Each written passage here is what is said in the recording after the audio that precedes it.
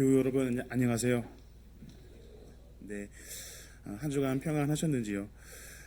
지난주는 꽃샘추위도 지나가고 이제 완연하게 봄을 기다리는 때가 왔음을 느꼈습니다. 새봄의 기운으로 늘 강건하시기를 기도합니다. 사순절 마지막 주일인 오늘은 종려주일로 지킵니다. 예수 그리스도의 십자가 고난을 기억하는 고난주간을 이번 주 한 주간 지내시면서 오늘날 그리스도와 함께 고난당하는 이웃을 위해 기도하고 구원을 묵상하는 한 주간 되시기를 바랍니다. 오늘은 유현희 박사님께서 하늘 뜻을 펴주십니다. 미국 연합감리교회 소속 목사님이신 유 박사님은 퀴어 성서 주석 번역에 참여하셨고 무지개 신학연구소에서 활동하시는 분이십니다. 하늘 뜻을 펴주실 때 새로운 성찰과 결단이 있으시기를 바랍니다. 이제 징울림에 우리의 마음을 모읍시다. 성부 성자 성령께서 임재하시어서 호산나로 고난주간을 시작하는 우리와 함께 하심을 믿습니다.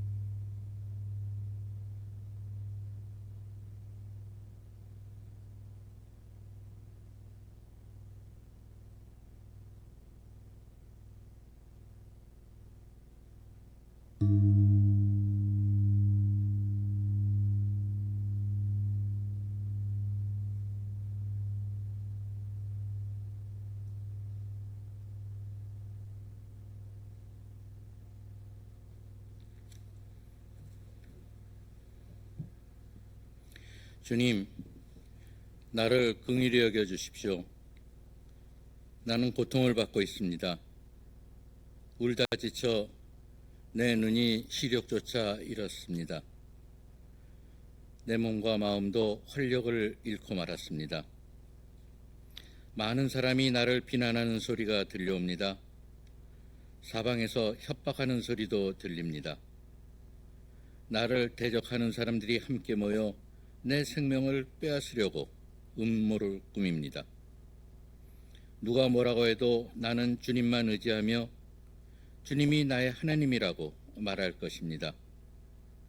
내 앞날은 주님의 손에 달렸으니 내 원수에게서, 내 원수와 나를 박해하는 자들의 손에서 나를 건져 주십시오. 주님의 환한 얼굴로 주님의 종을 비추어 주십시오. 주님의 한결같은 사랑으로 나를 구원하여 주십시오. 아멘.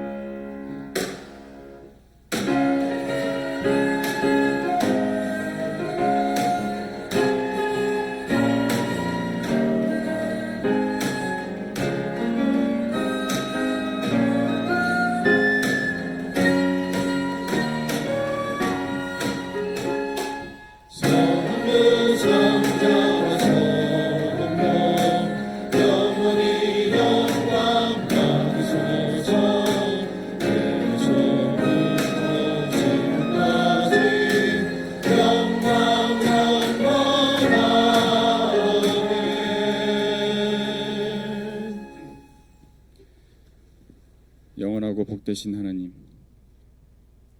산책길에 마주한 목련나무 꽃봉오리가 파르르 파르르 긴장감을 더해주며 다시 한 걸음 더 내딛도록 새 힘을 주면서도 앞으로 몇 번이나 목련이 피는 걸 볼 수 있을까 혼자 가만히 셈해보게 하는 계절. 하루하루 주님의 고난을 묵상하고 절제의 삶을 실천하며 부활의 희망을 다시 새기는 사순절 마지막 주일. 영혼의 어둠 밤 속에서 외롭고 고달프게 제 몫의 인생을 살기 위해 애쓰며 해처럼 밝게 빛나는 주님의 얼굴을 소망하는 우리 향린 교우들, 주님의 제단 앞으로 나와 마음과 뜻과 정성을 모아 예배드리오니 기뻐 받아주옵소서. 오늘도 살아계신 주님, 4월 국회의원 선거를 앞두고 온 세상이 눈과 귀를 어지럽히는 영상과 메시지와 소음들로 가득 찬 정보 과부하 상태입니다.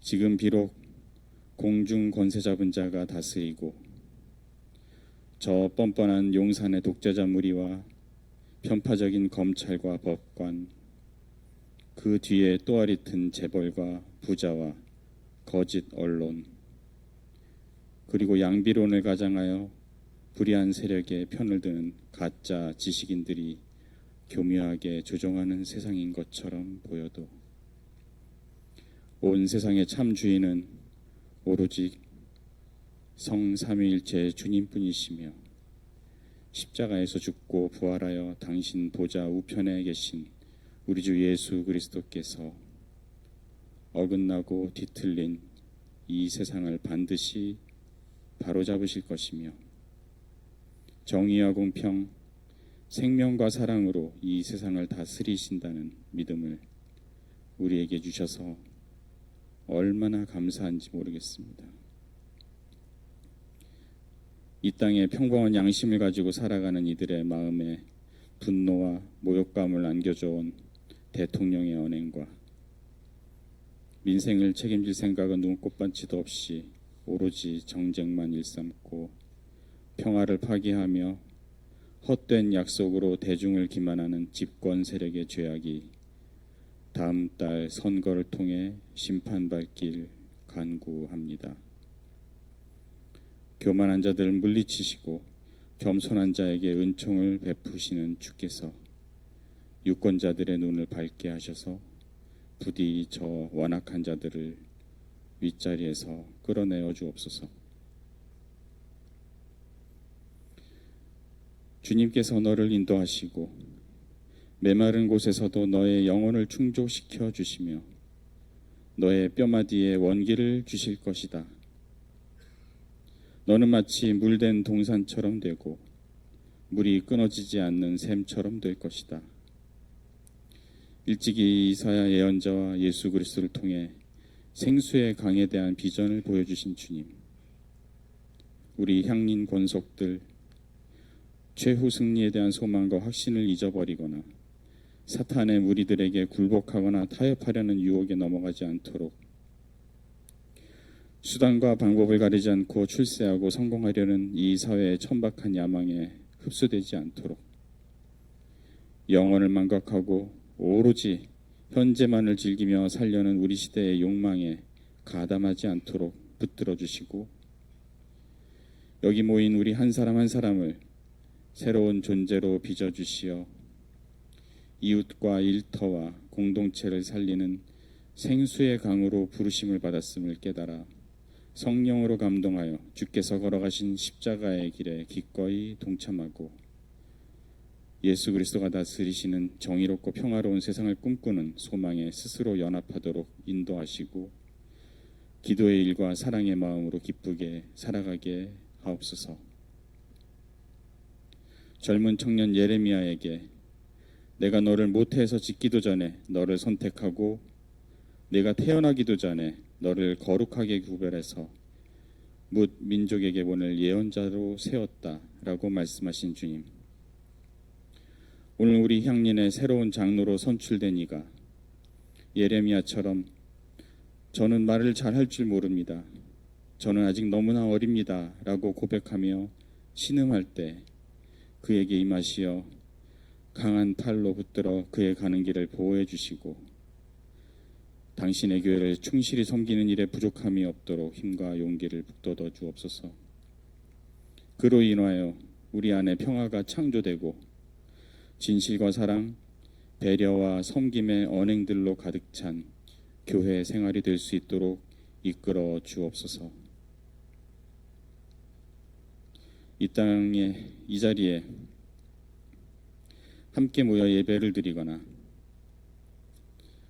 각지에 흩어져 있는 향린의 모든 교우들, 특별히 병상에 누워있거나 여행 중인 교우들, 각자의 처지에서 생기는 아픔과 필요를 주께서 아시오니 경제적으로나 정신적으로나 육체적으로나 고달픈 이들에게 형편에 따라 은혜를 베풀어 주시고 각자의 일을 제대로 할 수 있도록 힘주시며 참된 위로와 치유의 영으로 보살펴 주옵소서. 오늘 우리 예배를 기쁘게 받아 주옵소서. 영과 진리로 예배하게 하시고 높으신 하느님과 그 안에 있는 나를 만나는 은혜의 시간이 되게 하옵소서. 성가대와 예양의 아름다운 찬양과 반주 그리고 종료주일을 맞아 향린에 오셔서 두렵지만 한 걸음을 내디딜 때라는 제목으로 증언하실 유현희 목사님의 하늘뜻 표기 가운데 임하셔서 당신 홀로 영광 받으시고 우리에게는 하늘의 양식과 영생하는 샘물을 먹고 마시는 체험이 되어 또 다시 새롭게 삶을 살아가는 동력이 되고 구원의 기쁨이 다시 회복되길 기원합니다. 또한 주 예수께서 달려 죽으신 십자가를 바라보며 결단의 순간에 머뭇거리지 않는 용기를 되찾길 간구합니다. 이제 침묵 가운데 어둠 속에 빛으로 오신 주님의 목소리에 귀 기울입니다.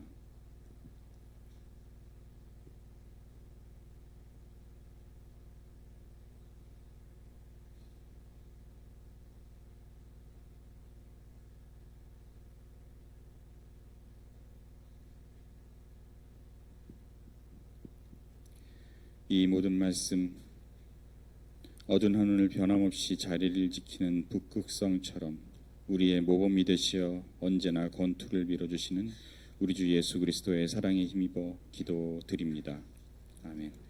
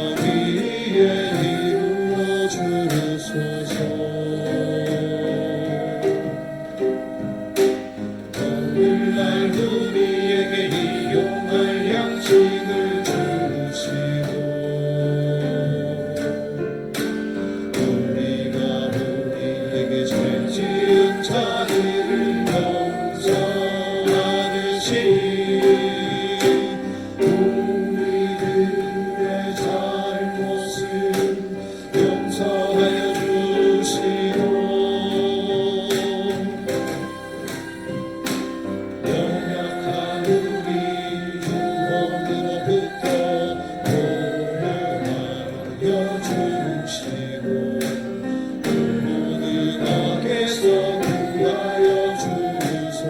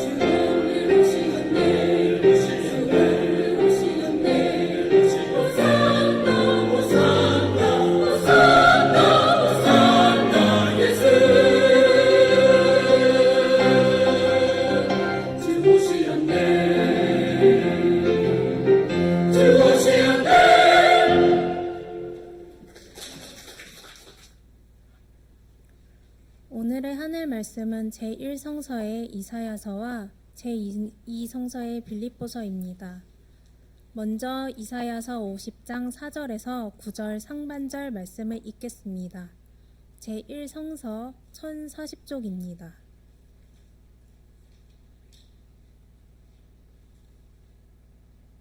주 하나님께서 나를 학자처럼 말할 수 있게 하셔서 지친 사람을 말로 격려할 수 있게 하신다.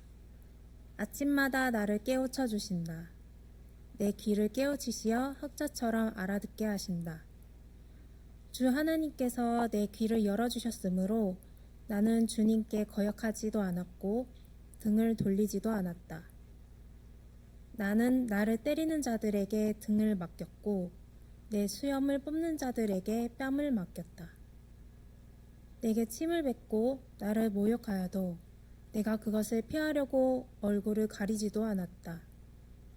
주 하나님께서 나를 도우시니 그들이 나를 모욕하여도 마음 상하지 않았고 오히려 내가 각오하고 모든 어려움을 견디어냈다. 내가 부끄러움을 당하지 않겠다는 것을 내가 아는 까닭은 나를 의롭다 하신 분이 가까이에 계시기 때문이다. 누가 감히 나와 다투겠는가? 함께 법정에 나서보자. 나를 고소할 자가 누구냐? 나를 고발할 자가 있으면 하게 하여라. 주 하나님께서 나를 도와주실 것이니 그 누가 나에게 죄가 있다 하겠느냐? 이어서 빌립보서 2장 5절에서 11절 말씀을 읽겠습니다. 제2성서 339쪽입니다.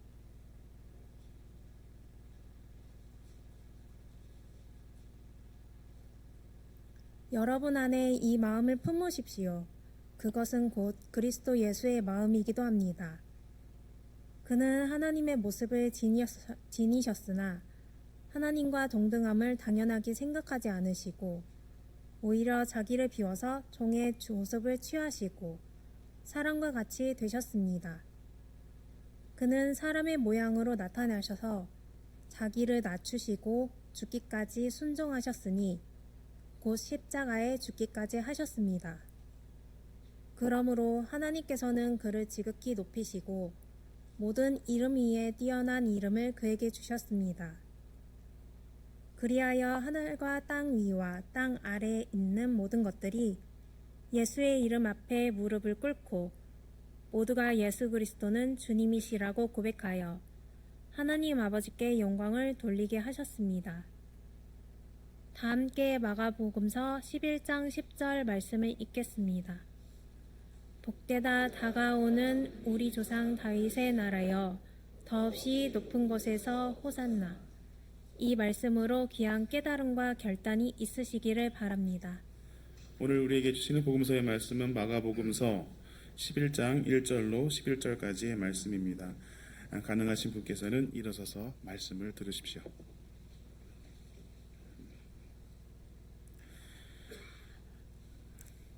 그들이 예루살렘 가까이에 곧 올리브산에 있는 벳바게와 베다니 가까이에 이르렀을 때에 예수께서 제자 둘을 보내시며 그들에게 말씀하셨다. 너희는 맞은편 마을로 가거라. 거기에 들어가서 보면 아직 아무도 탄 적이 없는 새끼 나귀 한 마리가 매어 있을 것이다. 그것을 풀어서 끌고 오너라.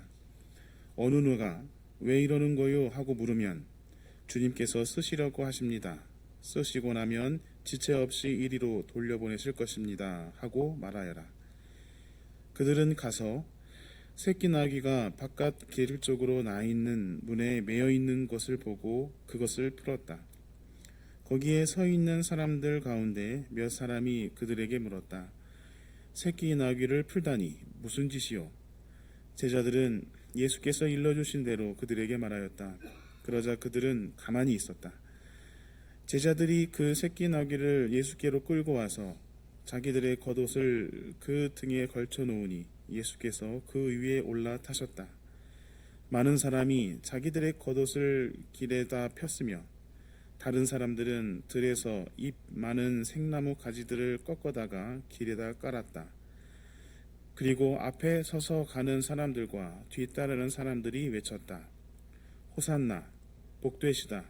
주님의 이름으로 오시는 분. 복되다. 다가오는 우리 조상 다윗의 나라여. 더없이 높은 곳에서 호산나.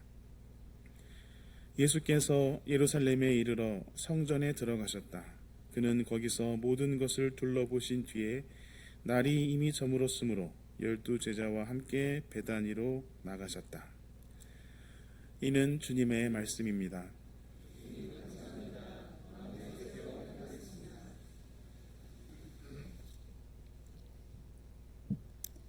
안녕하세요. 오늘 종려주일 고난주일에 주님의 평화와 사랑이 향린교회 성도님과 함께 하시기를 기원합니다. 향린, 향기로운 이웃교회 성도님들 정말 반갑습니다. 향린교회란 일찍이 넘나 예쁘게 지은 이름이네요. 요새는 교회 이름을 몇 번씩 바꾸기도 하던데요. 어떤 교회는 원래 이름이 원두막 교회여서 새로 바꿨더라고요. 그래서 바꿀 만한 이름이었던 것 같습니다. 향린은 앞으로도 아주 오랫동안 이름을 바꾸지 않아도 되는 의미 있고 예쁜 교회 이름입니다. 다만 도전을 느끼시겠어요. 교회 전체가 교회로서 교인 한 분 한 분이 향기로운 이웃으로 실천하며 살아야 한다는 그런 부르심을 늘 코앞에서 대하니까 도전이죠. 그러면서 이 도전은 영예로운 초대입니다. 보통은 생존에 급급해가지고 나 자신, 내 자식, 내 가족, 내 자손 살 길만 챙기기 바쁜 한 인생에서 이웃과 더불어 살자는 그런 초대입니다. 그리고 그 초대를 적극 받아들이신 분들이 모인 교회가 바로 향린교회입니다. 그래서 여기 계신 분들이 감동인 이유가 바로 그것입니다. 향린 성도님들은 이 교회에 늘 나오시고 몸에 배워서 잘 못 느끼실 건데요. 그러나 밖에 있는 사람들은 향린과 교회에 대해서, 교인들에 대해서 그렇게 생각을 합니다. 여러분이 바로 그런 분들입니다. 그냥 동의하시죠? 오늘은 교회력에서 가장 성스러운 주간 홀리윅이라고 하죠. 을 시작하는 날입니다. 오늘은 이제 종려주일, 고난주일로 동시에 지킵니다. 영어로는 팜하고 슬래시가 있고 패션 선데이라고 부르죠. 그래서 팜과 패션은 분리되지 않습니다.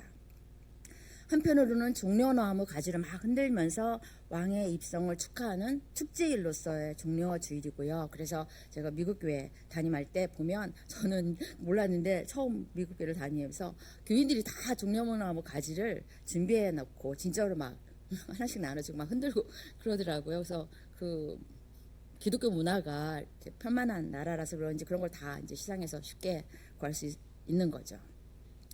근데 다른 한편으로 오늘은 예수님의 순환과 죽음의 길을 시작하는 고난주일입니다. 그래서 순환과 영광, 죽음과 부활이 동전의 양면인 것입니다. 오늘을 시작으로 우리는 예수님의 순환과 죽음 그리고 부활을 목도하게 됩니다. 그래서 예수님의 고난과 죽음을 지켜보고 아파하면서 우리 삶 속에 있는 고난과 죽음을 음미하면서 그리고 마침내 예수님과 함께 일어설 것입니다. 오늘 예수님의 예루살렘 입성 이야기를 묵상하는 향린 교우 여러분, 마음을 열고 고대와 현대로 오가시고 한국과 세계 그리고 나와 타자를 두루 생각하시면 좋겠습니다. 그리고 우리 각자가 무언가 꼭 필요한 행동이 있는데 근데 조금 두려워서 한 발을 내딛기가 망설여지는 그런 것이 있다면 그게 뭔지 생각해서 눈앞에 꺼내 보시면서 그리고 힘을 얻는 그런 시간이 되면 좋겠습니다. 오늘 복음서 본문에서 예수님은 그리고 스가랴 본문에서도 이제 비슷한 게 나오죠. 예수님은 빌려온 어린 나귀를 타고서 승리의 왕으로 예루살렘에 입성하십니다. 이 이야기가 네 복음서에 전부 나오는데요. 예수님과 사역과 가르침을 압축하는 이야기라서 너무 중요해서 네 복음서가 다 이 이야기를 포함해야만 했습니다. 보통 종려주일 이야기는 어린이들의 즐거운 환호 이미지하고 연결되어 있습니다. 예수님이 어린 나귀를 낮은 나귀를 타고 천천히 입성하시는데 사람들이 막 앞에서 뒤에서 그리고 특히 어린이들이 막 신나서 종려나무 가지를 흔들면서 예수님을 찬양한다는 그런 이미지가 있고요. 예수님은 아빠 미소 같은 것을 이렇게 지으면서 찬양을 받으신다는 그런 이미지, 그리고 온화하고 부드러운 그런 예수님의 이미지, 그런 대중적인 고정관념이 좀 한편으로 있는 것 같습니다. 근데 성경 본문에는 사실 어린이라는 말은 나오지 않고 군중이라는 말은 나옵니다. 몇 가지 찬송, 우리가 조금 전에 부른 찬송도 그렇고 찬송가 141장도 그런데요. 거기 어린이들이 등장하고 3장까지 내내 기쁜 분위기가 있습니다. 제가 어렸을 때 많이 불렀던 찬송 같은데 어린이 찬송가 있었던 것 같습니다. 근데 한국어 가사가 기억은 안 나고 영어 가사만 기억이 어쩐 일이 나는 것 같은데 Tell me the stories of Jesus, I love to hear. 제가 어린이 버전으로 불러봤는데요. 음치라는 게 간파당했습니다. 그래서 이 기쁨 가득한 면이 분명히 있는, 그러니까 승리하신 왕이시니까요. 그 입성 이야기임에도 불구하고 다른 한편으로는 이 이야기 이면은 정말 무거운 이야기입니다. 그리고 우리는 예수님이 그 무거운 발걸음을 오래오래 고민하시면서 천천히 두렵지만 내디디셨다고 생각합니다. 그래서 이 이야기는 겉바 속촉한 이야기인데요. 또 다른 의미에서 겉바 속촉한 이야기인데 아마 뼈 아픈 눈물로 속이 촉촉한 그런 이야기 아닌가 싶습니다. 그래서 오늘 이야기를 더 잘 이해하려면 스가랴 9장 대목을 그 9에서 12절인데요. 그 말씀을 잘 알 필요가 있습니다. 제가 구약을 공부한 학생이기도 하고 그리고 또 이 예수님의 이런 그 수행이죠. 공연하신 거잖아요. 거리 공연. 그걸 더 잘 이해하려면 스가랴 예언에 대해서 조금 더 돌아보면 좋겠습니다. 여러분이 평생 이 중요한 날에 본문을 명상하시고 너무너무 잘 아실 거라서 제가 오늘 나누는 명상 이상으로 다 잘 아시겠지만 한번 상기하는 의미에서 나누고자 합니다. 이제 기원전으로 가시는데요. 기원전 6세기 말에 유다 왕국이 다윗 왕국이 바빌로니아 대국의 손에 넘어갔습니다. 그래서 주로 유다의 상류층이 포로로 바빌로니아 끌려갑니다. 이제 강제 이주 생활을 하지 무슨 어디 갇혀서 포로로 살고 그런 건 아니에요. 그러니까 수도 주변에 살면서 농사 짓고 농장을 하고 자기 종교 생활하면서 수도에 뭐 공식이라든가 농작물을 공급하는 그런 일을 하면서 꽤 부를 이루기로 한 그런 가족도 있고 유다 사람 중에는 그렇죠.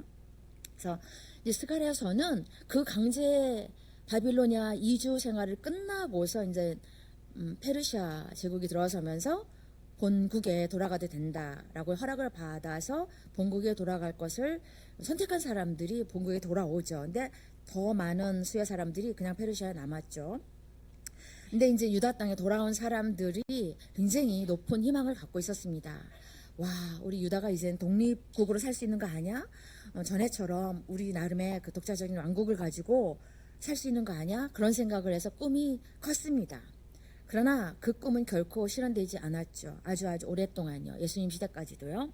페르시아가 지배를 했고요. 근데 페르시아가 유화 정책을 폈죠. 겉으로 보기에 적어도. 그래서 막 이사야에도 보면 막 꿈에 부풀어서 고레스를 찬양하는, 고레스를 메시아로 찬양할 정도로 그 유화 정책이 좋았던 거죠. 적어도 돌아가서 우리 성전과 우리 도성과 우리 성벽을 재건할 수 있게 막 자원도 페르시아 왕궁이 대줬거든요. 그래서 막 너무 좋아했지만 실제로는 페르시아는 무거운 세금과 군사력을 가지고 이 식민지를 지배했습니다. 그래서 스가랴서 1에서 8장까지는 이제 포로에서 돌아온 직후에 뭐 수십 년을 반영하고 있고 9장에서 14장까지는 페르시아의 통치에 대한 불만이 터져나오는 가운데 쓰여진 그런 그러니까 4세기 정도로 볼 수 있습니다. 그런 문서입니다. 그리고 비슷한 시기에 쓰여진 느헤미야에 보면 귀환한 사람들이 레위인들과 함께 막 예배를 드리고 감격해서 울면서 레위인들의 그 히브리어로 막 문서를 읽고 그걸 또 통역 번역을 해주고 그런 감격적인 예배 장면이 나올 때 레위인들의 기도문이 굉장히 길게 나와요. 9장에. 거기에 보면 이런 얘기가 있어요. 주님, 현재 우리는 종입니다. 우리 땅에서 종이 되었습니다. 이 땅의 풍부한 소출은 우리 죄 때문에 주님께서 우리한테 세우신 이방 왕들한테로 갑니다. 그들은 또한 우리의 몸과 가축을 마음대로 관할합니다. 우리는 지금 큰 고난에 처해 있습니다. 이게 이제 페르시아 지배하에서 살고 있던 유다인들의 현실이었던 것입니다. 그런데 이 스가랴 오늘 9장의 말씀은 9장 12에서 12절 말씀은 위로의 말씀입니다. 오랫동안 유다의 회복을 갈망했는데 그 제국의 지배가 점점점 어려워지니까 스가랴가 이런 말씀을 한 겁니다. 도성 시온아 크게 기뻐하여라. 도성 예루살렘아 환성을 올려라. 네 왕이 내게로 오신다. 그는 공의로우신 왕, 구원을 베푸시는 왕이시다. 그는 온순하셔서 나귀, 곧 나귀 새끼인 어린 나귀를 타고 오신다. 내가 에브라임에서 병거를 없애고 예루살렘에서 군마를 없애며 전쟁할 때 쓰는 활도 꺾으려 한다. 그 왕은 이방 민족들에게 평화를 선포할 것이며 그의 다스림이 이 바다에서 저 바다까지 유프라테스 강에서 땅끝까지 이를 것이다. 너에게는 특별히 너와 나 사이에 피로 맺은 언약이 있으니 사로잡힌 내 백성을 내가 물 없는 구덩이에서 건져낼 것이다. 사로잡혔어도 희망을 잃지 않은 사람들아 이제 요새로 돌아오너라. 오늘도 또 말한다. 내가 너에게 2배로 갚아주겠다. 스가랴 시대에 많은 사람들이 점점 희망을 잃고 있었는데요. 이생망이다. 이번 상은 망했다 하면서 종말론적이고 저세상적인 구원을 기대하고 있었습니다. 그럼에도 스가랴의 예언은 위로이고 희망을 담고 있습니다. 실현 가능성은 점점 더 보이지 않더라도 희망을 가져야 한다는 것, 희망이 계속된다는 것을 말하고 있습니다. 그리고 스가랴의 예언 속에는 정의로운 정치 질서, 공평한 정치 질서가 이 세상에서 여전히 가능하다라고 하는 믿음이 들어 있습니다. 공의롭고 구원을 베풀고 겸손한 왕이 오실 거라고 하는데요. 이 왕은 말을 타고 오는 것이 아니다. 어린 나귀를 타고 오십니다. 왜 나귀일까요? 성서시대의 나귀는 매우 높이 평가를 받는 재산이었죠. 쓸모가 많았고요. 나귀가 특히 암나귀가 덩치도 크고 지구력이 있어서 많은 짐을 나를 수 있었고 밭갈이도 할 수 있었고 연자매를 돌릴 수도 있었고 사람들의 이동 수단이기로 했습니다.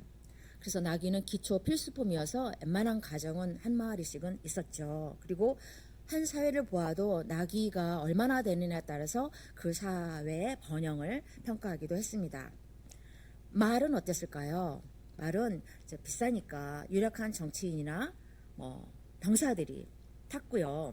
물론 이제 나귀도 군사적으로 쓰임새가 있었지만 이제 말은 절대적으로 부유한 사람들만 그리고 그 소유는 왕궁에서만 하는 그런 것이었습니다. 스가랴가 말하는 이제 앞으로 도래할 그 왕은 기존의 왕들과 다른 게 이렇게 나귀만 탄다는 것이 아니라 흥미롭게도 다른 왕들은요, 군마, 병거 늘리고 활과 창을 확보하는 데 혈안이 돼 있었던 그런 왕이었는데 이 도래할 왕은 정복하는 데 남의 나라들을 정복하거나 군사 무기를 확보하는 데는 관심이 없어요. 그런 걸 오히려 다 없애버리고 평화를 선언하는 그런 왕입니다. 땅 끝에서 땅 시작까지 평화로 다스리는 그런 분입니다. 그렇기 때문에 자기 땅에서 종이 된 사람들, 아직 귀환하지 못한 디아스포라가 희망을 잃어서는 안 되는 것입니다. 이 평화의 왕이 그간의 고통과 고생에 대해서 2배로 갚아주실 것이기 때문입니다. 아까 성도님들이 다 함께 한 구절을 읽으셨는데요. 복되다. 다가오는 우리 조상 다윗의 나라여. 더없이 높은 곳에서 호산나. 그렇게 시편 구절을 이제 신학에 인용된 걸 함께 읽으셨는데요. 여기서 이제 다윗의 나라라는 표현 읽으시면서 약간 거부감이 드셨을 수도 있습니다. 지금 팔레스타인을 무차별 공격하는 이스라엘이 떠올라 그랬을 수도 있습니다. 전 조금 그랬습니다. 성경에서 다윗의 나라 그리고 그 나라란 그 나라의 왕이란 그 역사적으로 존재했던 또는 이제 일부 그 한원주의적 역사 구약 학자들이 고고학자들이 다윗 왕국조차도 이제 사실은 좀 실존하지 않았다라고 하긴 하는데요. 그 역사적인 왕국이나 그 왕 다윗 왕을 뜻하기도 하지만은 성경에서 아주 종종 그 다윗의 나라란 메시아적인 비전에서 상징적으로 쓰이는 말입니다. 그래서 여기 스가랴서가 바로 그 예인 거죠. 그래서 앞으로 도래할 다윗의 나라, 그러니까 하나님의 나라 같은 거죠. 메시아적인 그런 왕을 선포하는 것은 사실 전복적입니다. 현재의 왕 틀렸다. 그의 통치 방식 틀렸다. 억압과 폭력이 난무하고 평민은 살기 어려우니까 틀렸다라고 외치는 것이기 때문입니다. 오늘 복음서에서 예수님은 스가랴의 예언 내용을 아예 무대에 올려서 공연을 하신 것입니다. 거리에서 군중에게 거리 공연을 통해서 메시지를 선포하신 것입니다. 그러면 예수님의 그런 공연을 보고 스가랴의 예언을 알고 있었던 사람들, 현재 로마의 식민지 억압과 유대 지도층의 억압 속에서 층층이 억눌려 살고 있는 사람들은 예수님이 어린 나귀를 타고 예루살렘에 입성하신 것이 무슨 뜻인지 이해를 했을 것입니다. 그래서 들을 게 있는 사람들, 볼 눈이 있는 사람들은 들을 수 있었고 볼 수 있었던 것입니다. 그래서 군중의 환호는 바로 그러한 기대를 보여준다고 생각할 수가 있습니다. 근데 세번역 성경은 이제 스가랴서에서 도래할 왕이 온순하다라고 번역을 했고 또 마가복음에서는 예수님은 이제 겸손하다라고 번역을 했는데요. 우리가 이제 예루살렘에 그 예수님이 입성하신 것을 좀 도전적, 도발적인 공연 메시지라고 본다면 온순, 겸손이라는 번역은 사실 정확하다고 볼 수 없습니다. 특히 스가랴 본문에 있는 히브리어 아니는 구약성서에서 가난하고 그 사회적으로 취약한 사람들을 빈번히 가리키는 말입니다. 그렇다면 온순하게 또는 겸손하게 나귀를 타고가 아니라 가난하고 또는 가난하게 나귀를 타고라고 번역하는 것이 더 정확합니다. 스가랴는 아니라는 단어를 통해서 메시아적인 왕과 가난하고 억압받는 사람들을 동일시한 것입니다. 예수님도 의도적으로 서민의 나귀, 그것도 어린 나귀를 타고 입성하신 것입니다. 예수님의 예루살렘 입성을 온순하고 부드러운 것과 연결하기 어려운 이유가 또 있습니다. 예수님이 예루살렘에 들어오셔서 처음 한 일은 뭐냐면 성전에 들어가셨어요. 성전에서 또 뭐라 하셨냐? 그냥 거기서 모든 것을 이렇게 둘러보셨대요. 예수님은 왜 예루살렘에서 가장 먼저 한 일이 성전에 가신 걸까요? 그리고 성전에서 모든 것을 이렇게 돌아봤다는 건 뭘 보셨다는 걸까요? 무슨 뜻일까요? 공간복음을 통해서 우리가 알 수 있는 것은 예수님이 예루살렘에서 하신 첫 번째 행동 중에 하나가 성전에 이제 가셔서 상인들의 탁자와 의자를 뒤엎으면서 성전을 정화한 일입니다. 성전 정화 본문이 바로 지금 우리가 읽은 복음서 밑에 15에서 19절에 나옵니다. 성전이 만민의 기도하는 집이어야 하는데 너희가 성전을 강도들의 소굴로 만들었다라고 외치셨죠. 이런 언행을 하시는 분을 우리가 온순하다라고 이렇게 매치시키는 어려운 것 같습니다. 무엇보다도 예수님은 예루살렘에 죽으러 가셨죠. 그저 겸손하고 온순하게 고개를 숙이고 문제를 회피하는 그런 것이 아니었습니다. 예수님은 자신의 삶이 어느 방향으로 가야 한다는 것을 아셨고 그게 정말 쉽지 않았지만 많이 생각하셨겠죠. 고통스러우셨겠죠. 결국 그 길을 택하셨습니다. 그래서 강도들의 속을 운운하며 대제사장들과 율법학자들에게 대놓고 나 잡아가라 하신 것입니다. 그래서 그들은 어떻게 예수를 없애버릴까 하고 방도를 찾게 된 것입니다. 스가랴는 제왕과 제국에 반대해서 그와 대비되는 평화의 왕과 그 나라를 선포했습니다. 그리고 신약에 오면 예수님은 그 메시지를 온몸으로 전유하셨습니다. 우리는 예수님이 예루살렘 입성하시고 또 그 후에 겪을 일에 대해서 두려워했을 것이다. 분명히 입성을 많이 망설이셨을 것이다. 정말 어려운 발걸음을 내디드신 것이다 라고 상상합니다. 겟세마네 이야기가 그 실마리를 보여주죠. 하실 수만 있다면 이 잔을 내게서 지나가게 하옵소서 라고 예수님은 하나님께 기도하면서 힘든 심정을 드러내셨습니다. 오늘 우리는 신앙인으로서 종려주일 예수님의 행동과 스가랴의 예언을 접하고 진지하게 고민합니다. 이 말씀은 정말 급진적인 변화를 요구하는 거기 때문에 따르기에 쉬운 말씀은 아닙니다. 스가랴든 예수님이든 공통점은 하느님이 다스리시는 평화의 세상을 선포합니다. 예수님은 메시아로서 그런 메시지를 전하고 있습니다. 메시아는 그런 세상을 제시하는 지도자이지 메시아 자체를 믿으라는 것이 아닙니다. 메시아만 믿고 끝나는 신앙이란 온전한 종교가 될 수 없습니다. 오늘 성경 말씀은 부당한 체제에 도전하기보다는 불평등한 평화를 유지하려고 하는 우리 한국 기독교의 전반적인 문화와 신학을 꾸짖는 듯합니다. 오늘 말씀은 억압받는 자들과 연대하기보다는 개인의 겸손과 영성을 선호하는 교회를 비판합니다. 우리는 예수님이 세상과 성전, 사회와 종교를 어쩌면 어릴 적부터 늘 예리한 눈으로 보셨다고 생각합니다. 예루살렘은 세상을 대표했고 성전은 종교를 대표했습니다. 예수님은 예루살렘 입성을 왕으로 하시면서 그 모습을 통해서 로마의 지배와 거기에 기생하는 유다 지배층에 정면 도전하셨습니다. 그리고는 성전에 들어가서 모든 것을 둘러보시고는 종교에 대해서 이건 아니다 라고 최종 판단하셨습니다. 우리도 세상을 둘러보고 교회를 둘러봅니다. 희망이 보이십니까? 희망을 말하기 더 어려워진 시대가 아닌가 합니다. 수많은 사람들이, 수많은 학자들과 지식인들과 양심적인 진보적인 교인들이 더 나은 세상을 위해서 평생을 바쳐 연구하고 투쟁했습니다. 그런데 빈부격차는 더 악화되었고 전쟁은 더 빈번해졌고 더욱 가까워졌습니다. 또한 절체절명의 기후재앙을 그토록 경고하고 탄소 감수를 위해서 애쓰지만 별로 나아질 기미가 보이지 않습니다.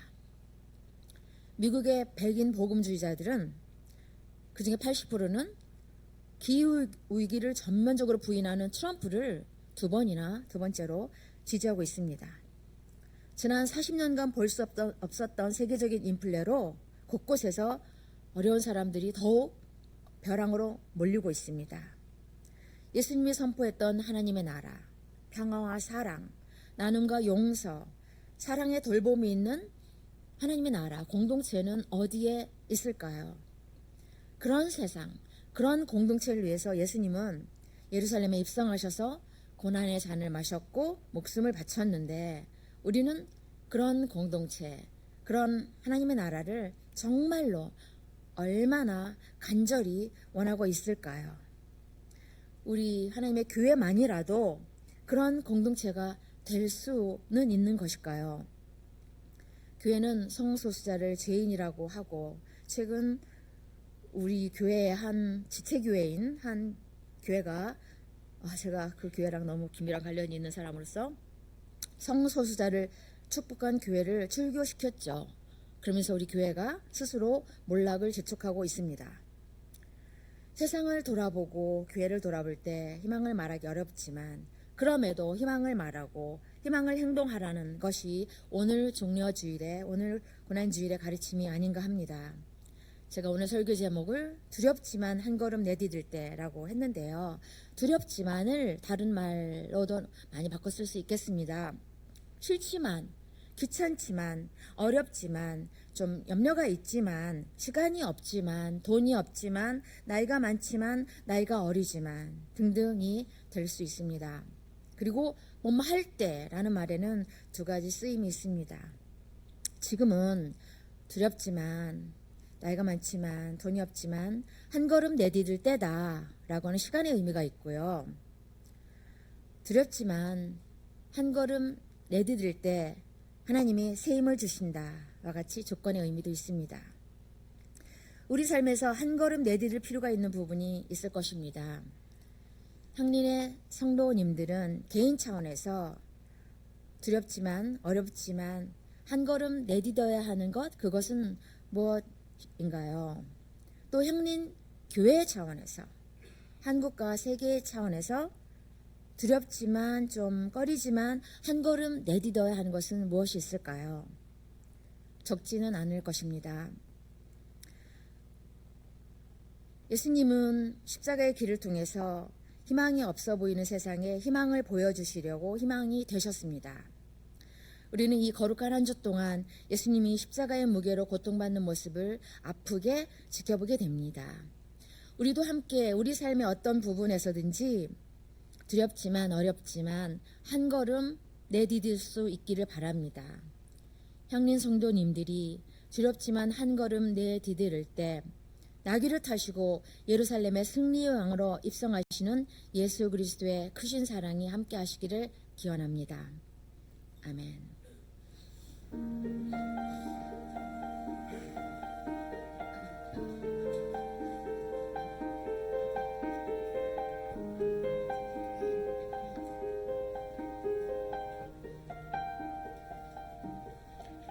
한동안 그대 곁에 시련이 오겠지요. 슬픔이 그대 곁에 떠나지 않겠지요. 주께서 남겨주신 마지막 고난의 길 기쁘게 살아가는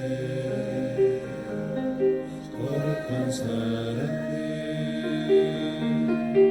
찬양합시다.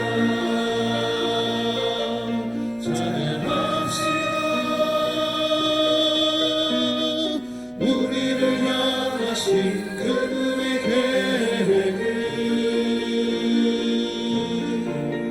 찬양합시다.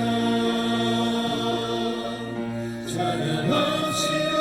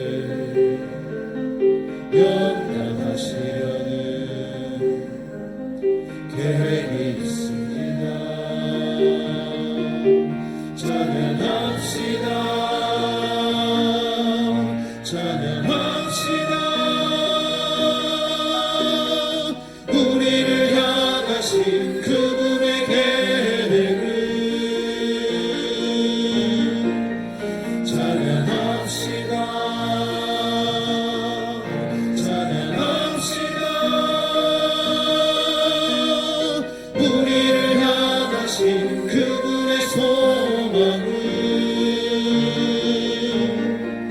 주님의 계획은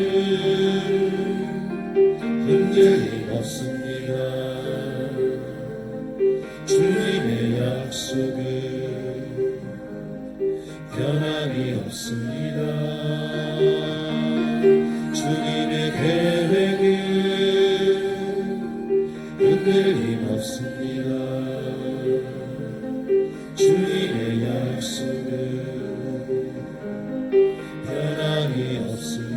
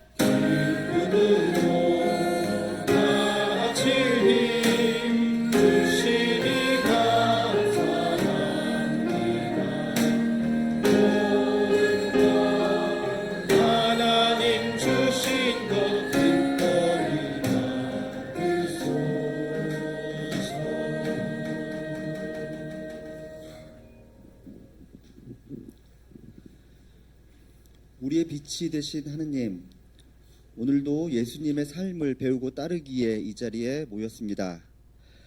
우리를 이 자리에 모이도록 이끌어 주신 은혜 감사합니다.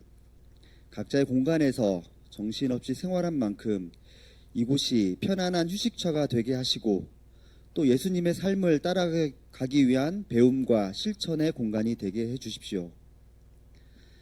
지난 3월 초 장로 직분에 대한 설문조사에서 장로의 역할 그리고 어떤 분이 장로가 되었으면 좋겠느냐는 질문에 많은 분들이 교우들 사이에 의견 차이가 있을 때 이를 잘 중재해 주시는 분이었으면 좋겠다는 응답을 하였습니다.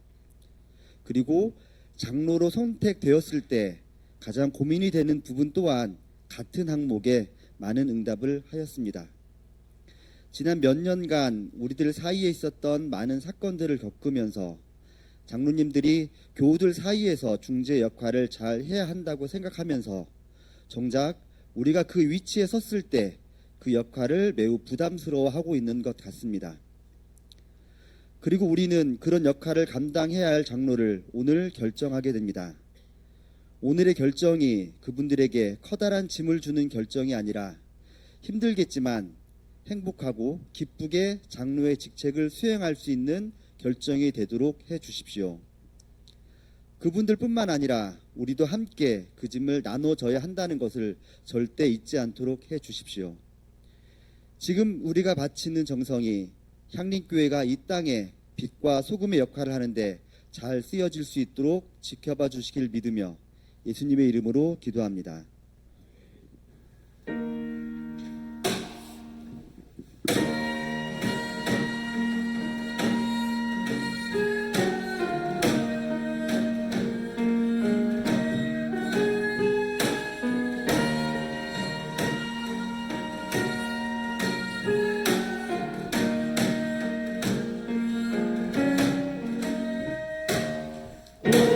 꽃피는 봄날에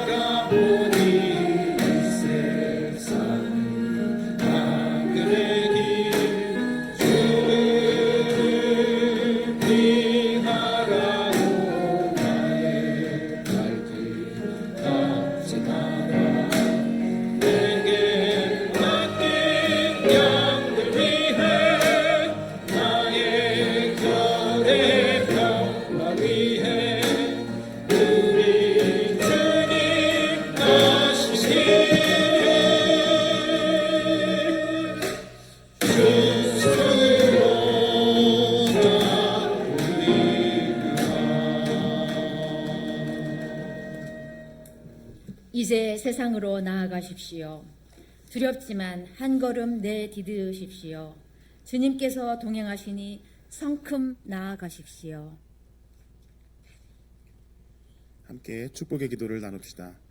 주 예수 그리스도의 은총과 하나님의 사랑과 성령께서 이루어 주시는 친교가 우리 가운데 영원토록 함께 있기를 주님의 이름으로 축원합니다. 아멘.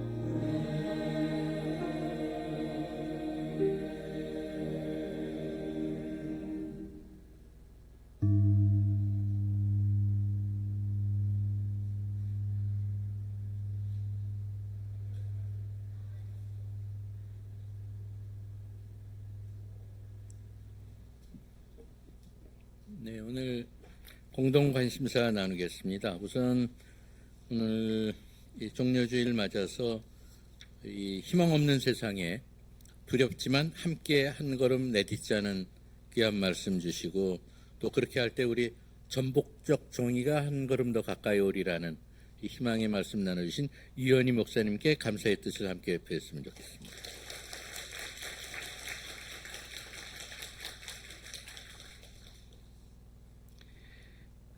네, 오늘 말씀드린 대로 종려주일이고 또 이번 주는 그리스도의 십자가를 묵상하는 고난주간입니다. 고난받는 이웃들을 위해 기도하는 한 주간 되시기 바라고, 그 과정에서 저희 목회실에서 매일 또 일주일 단위로 보내드리는 메시지들이 있죠. 그 참고하셔서 함께 이번 주간 고난주간 잘 지내시면 좋겠습니다. 그리고 오늘 공동 식사는 지난 주간 금요일 장례 예배를 드린 고 이상철 집사님 가정에서 제공하십니다. 이 집사님 생각하시면서 식사 함께 하시기 바랍니다. 특히 오늘 결단 찬송, 구악 찬송 176 꽃피는 봄날에만은 이상철 집사님께서 생전에 지정하셔서 특히 장례 예배 때도 저희가 함께 부른 찬송임을 아마 예배 참석하신 분들은 다 아실 것입니다. 그것도 한번 같이 뜻을 기려 주시면 좋겠습니다. 새날 청년의 모임 예배 후에 늘 모이는 대로 4층에서 있고, 임시공동회는 예고한 바와 같이 오늘 1시 반, 식사 후에 1시 반입니다. 1시 반 대배실 이 자리에서 있습니다. 안건은 아시는 바대로 장로 선출 2차 투표의 건이 있고, 감사보고 수정안 채택의 건, 감사일인 보궐 선출의 건이 예정돼 있습니다. 그리고 평화소모임 북의 전쟁 억지력은 어느 정도일까가 같은 시간에, 아마 이거 오래전에 예정했기 때문에 그 시간 불가피하게 열리는 것 같습니다. 평화소모임도 향후실에서 열리게 됩니다. 그리고 계단 벽면 영상설비계획회의는 관계되시는 분들 모이시면 되겠고, 오후 2시 반인데 아마 이거는 공동회 직후라고 이해를 하시면 될 것 같습니다. 그리고 목회운영위원회 4월 정기회의가 공동의회 후에, 이것도 공동회의 끝나는 대로 5층에서 모군이 4월 정기회의가 열립니다. 3월 정기회의군 죄송합니다. 그리고 우리 사진 촬영 원데이 클래스는 예고한 바와 같이 3시, 5시에 안병무도서관 열리는데 이것도 역시 공동회 직후라고 이해해 주시면 감사하겠습니다. 그리고 세교 강좌 및 가입식 신청이 있습니다. 강좌는 다음 주일부터 몇 주간에 걸쳐서 진행되고, 신청은 3월 27일 오는 수요일까지 신청을 받겠습니다. 이번엔 어쨌든 세교 강좌가 열릴 것 같고, 아직 신청 안 하신 분들은 신청해 주시면 좋겠습니다. 생태문화학교, 향림국악학교 모집은 계속되고 있습니다. 신방 원하시는 분들은 신방위원회로 연락해 주시면 좋겠습니다. 예, 교우 소식은 말씀드린 바와 같이 이상철 집사님 3월 18일 소천하셔서 금요일 날 예배 발인했습니다. 이번 주 일정 중에는 고난주간 중에 성금요일 기도회가 오는 금요일 29일 금요일입니다. 오후 7시 반에 향후실에서 열립니다. 함께해 주시면 좋겠습니다. 그리고 이어서 다음 주일은 부활주일이죠. 성찬 예식이 있고 부활절 헌금 있음을 기억해 주십시오. 그리고 여기 적지는 못했습니다만은 특별한 순서가 있습니다. 이번 부활절에는 성가대가 이번 올해 부활절 기념해서 모차르트의 대관식 미사라는 대곡을 연주합니다. 굉장히 긴 곡이고 한 30분 정도 걸리는 것 같은데 아무튼 이렇게 선정해서가 아니라 전곡을 연주한다고 합니다. 기대하시고 또 그동안 준비를 애써서 준비해 주신 성가대도 많이 격려해 주시면 좋겠습니다. 그리고 다음 주 부활주일엔 교육부에서는 부서 합동으로 연합 야외배를 요 근처 경희궁에서 아마 봄맞이로 갖게 되는 것 같습니다. 권사에 다음 주일에 있고 세교 강좌 시작되고 그렇습니다. 작년 여신도의 기도회 우리가 가락 모임 얼수 신학 공부 모임 계속되고 있습니다. 이후 일정은 보시면 되겠고요. 에큐메니컬 소식 중에서는 가운데 고난받는 이들과 함께하는 부활절 연합예배 스텔라 데이지오 침몰 참사 7주기를 기해서 다음 주일 그러니까 부활절 오후 3시 반에 용산 전쟁기념관 정문 앞에서 부활절 연합예배가 있습니다. 근데 저희가 늘 성탄절과 부활절에 이게 고난받는 이들을 위한 연합예배를 함께 드리고 있지 않습니까? 올해 부활절 연합예배는 이런 성격으로 드린다는 점을 기억해 주시면 좋겠습니다. 네, 다른 광고 없으시면 향림교인 생활실천 다짐을 함께 낭독하도록 하시겠습니다. 우리는 분단된 결례를 하나 되게 하는 것이 하나님의 뜻이라 믿으며 평화통일을 이루기 위해 기도하고 헌금하며 활동한다. 네, 오늘 사순절 6번째 주일 종료주일 예배 모두 마쳤습니다. 고난주간 잘 지내시고 다음 주에 뵙도록 하겠습니다.